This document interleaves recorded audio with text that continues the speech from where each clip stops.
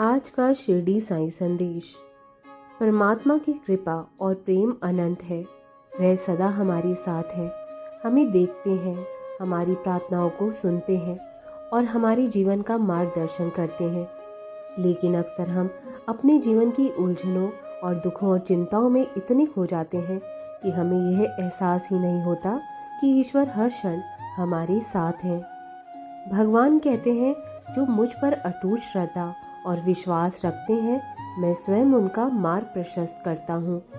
जब भी जीवन में कठिनाइयाँ आए, जब भी आप खुद को अकेला और असहाय महसूस करें, तब याद करें कि यह संसार एक परीक्षा है और हर परीक्षा का उद्देश्य हमें मजबूत बनाना है। ईश्वर का संदेश हमें यही समझाता है कि धैर्य और श्रद्धा रखिए। जीवन में हर चीज़ का एक समय निर्धारित है। जब आप कठिन समय से गुजरते हैं, तब ये समझें कि प्रभु आपको और अधिक मजबूत बना रहे हैं, आपकी भक्ति और विश्वास को परख रहे हैं। कभी भी धैर्य ना खोएं, क्योंकि भगवान ने आपके लिए कुछ अद्भुत योजना बनाई है। सत्कर्म और परोपकार करें। भगवान ने हमें केवल अपने लिए नहीं, बल्कि दूसरों की सेवा करने के लिए भी भेजा है। जब आप किसी ज़रूरतमंद की मदद करते हैं, तब आप वास्तव में ईश्वर की आराधना कर रहे होते हैं। दूसरों की सहायता करें, प्रेम बांटें और निष्काम सेवा करें। सकारात्मक सोच रखें।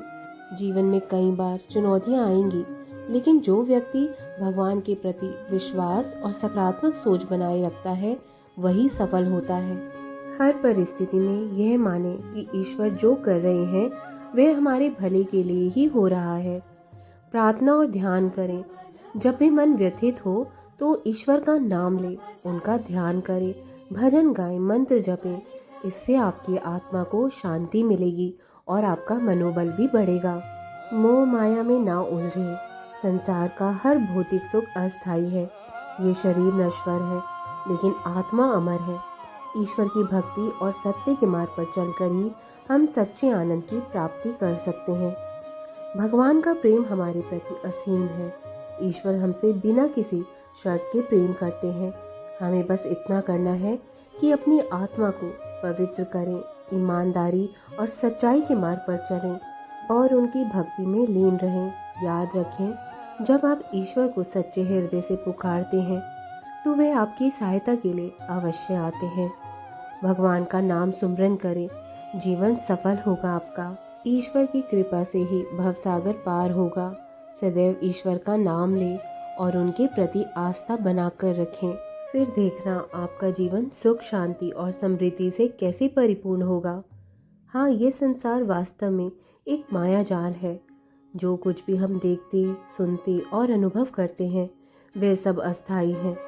धन, संबंध, प्रसिद्धि, सब कुछ समय के बाद साथ बदल जाता है। हमारे दुख और सुख भी क्षणभंगुर है। इसी को वेदों और संतों ने माया कहा है। भगवान श्री कृष्ण ने श्रीमद् भगवद गीता में भी कहा है, जो व्यक्ति इस माया को पहचान लेता है और ईश्वर की शरण में आ जाता है, वह इस संसार के बंधनों से मुक्त हो जाता है। इस दुनिया का सच यही है कि यह केवल एक यात्रा है, एक परीक्षा है। हमारा असली घर ईश्वर के चरणों में है। जब तक हम इस सत्य को नहीं समझते, तब तक हम भौतिक वस्तुओं में उलझे रहते हैं और दुखी होते रहते हैं। उसके लिए क्या करना चाहिए आपको, आज मैं कुछ बताने जा रहा हूँ। ध्यान से सुनिए। पहला, ईश्वर पर पूर्ण विश्वास रखें। ये दुनिया भले ही नकली हो, लेकिन परमात्मा का प्रेम सच्चा है। और दूसरा, सच्चे सुख की खोज करें। यह सुख धन, पद या संबंधों में नहीं, बल्कि ईश्वर की भक्ति और आत्मिक शांति में है। तीसरा, असली उद्देश्य को पहचानें। हम यहाँ केवल भोग विलास के लिए नहीं आए, बल्कि आत्मा की उन्नति और मोक्ष प्राप्ति के लिए आए हैं। चौथा, निर्मोही बने, माया में उलझकर मत रहो। इसे पहचानो और साक्षी भाव से देखो। संतों ने कहा है, यह संसार सपनों के समान है। जागो और सच्चे ईश्वर से जुड़ो। सत्य एक ही है, वो है परमात्मा। उनकी भक्ति करो, सेवा करो और इस माया से ऊपर उठकर असली आनंद को अनुभव करो। इस संसार को माया कहा गया है, क्योंकि यह नश्वर और अस्थायी है। हर चीज बदलती रहती है, रिश्ते, धन, प्रसिद्धि, सुख दुख, यहाँ तक कि हमारा अपना शरीर भी। हम बचपन से युवावस्था और फिर वृद्धावस्था तक पहुँचते हैं, लेकिन आत्मा वैसी ही रहती है। यही इस संसार का सबसे बड़ा भ्रम है। हम इसे स्थायी मान लेते हैं, जबकि ये एक सपना मात्र है। माया क्या है, आइए जानें। श्रीमद् भगवत गीता में भगवान श्री कृष्ण ने कहा है, मेरी माया बड़ी ही कठिन है, लेकिन जो मेरी शरण में आते हैं वे इस माया से पार हो जाते हैं। माया के दो रूप है। माया हमें दो रूपों से बांधती है। एक है अविद्या माया यानी कि अज्ञान, जब हम खुद को केवल शरीर मानते हैं और आत्मा को भूल जाते हैं। दूसरा विद्या माया यानी कि ज्ञान, जब हम इस संसार को जानकर भी उसमें उलझे रहते हैं, लेकिन भगवान की भक्ति से इससे ऊपर उठ जाते हैं। संत कबीर ने भी कहा है, माया मरी ना मन मरा, मर मर गया शरीर, आशा तृष्णा ना मरी, कह गए दास कबीर। अर्थात यह संसार छोड़ने के बाद भी इच्छाएं और वासनाएं समाप्त नहीं होती। जब तक हम ईश्वर की भक्ति नहीं करते, तब तक इस माया से बाहर नहीं निकल सकते। यह संसार एक सपना है। हम इसे जितना असली मानेंगे उतना ही दुखी रहेंगे। यदि सच्चा सुख चाहते हैं तो ईश्वर की भक्ति करें, सच्चे प्रेम को पहचानें और माया से ऊपर उठें। यही मोक्ष का मार्ग है।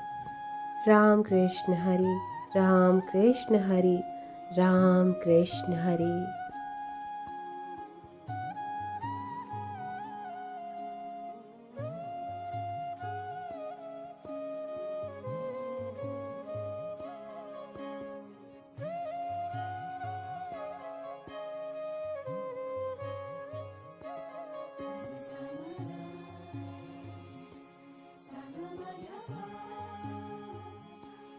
Namaste.